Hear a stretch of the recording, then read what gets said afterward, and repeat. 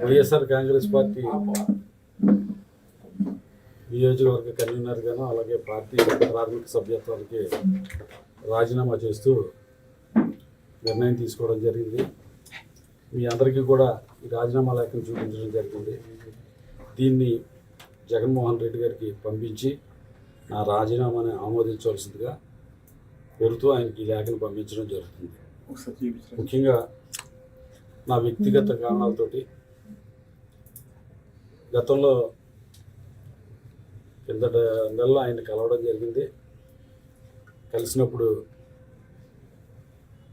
ఆ రోజు ఆయన్ని మే నెల దాకా మరి పార్టీ కార్యక్రమాలు అయ్యి అని చెప్తున్నారు. మే నెల దాకా సమయం అని చెప్పి అడగడం జరిగింది. ఆ రోజే మీ అందరికీ తెలుసున్నదే, ఆయన కలుస్తున్న రోజున ఆయన దగ్గర ఉండగానే రైడ్ అనేది ఇన్కమ్ ట్యాక్స్ రైడ్ జరుగుతుంది.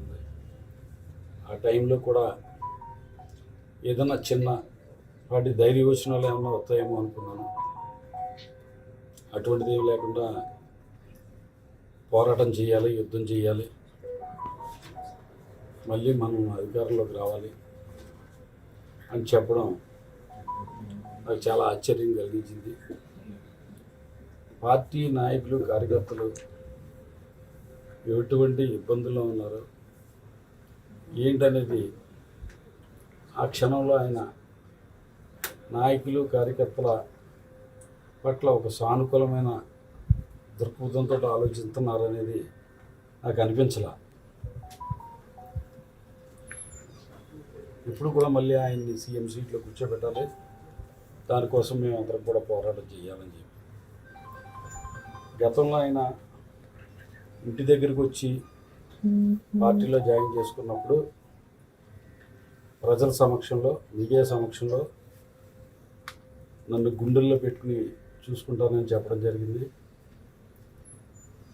నిజంగా ఆయనకి నా మీద అభిమానం ఉంటే ఉండొచ్చు, కానీ ఆయన పరిపాలన పూర్తిగా రాష్ట్రాన్ని 4 భాగాలుగా విభజించి నలుగురికి పెత్తనం అప్పచెప్పడం, ఆ నలుగురికి పెత్తనం అప్పచెప్పడంలో ముఖ్యంగా మన ప్రాంతానికి సంబంధించి వైవి సుబ్బారెడ్డి గారికి 4 సంవత్సరాల పాటు ఆయన పెత్తనంలోనే ఉంది.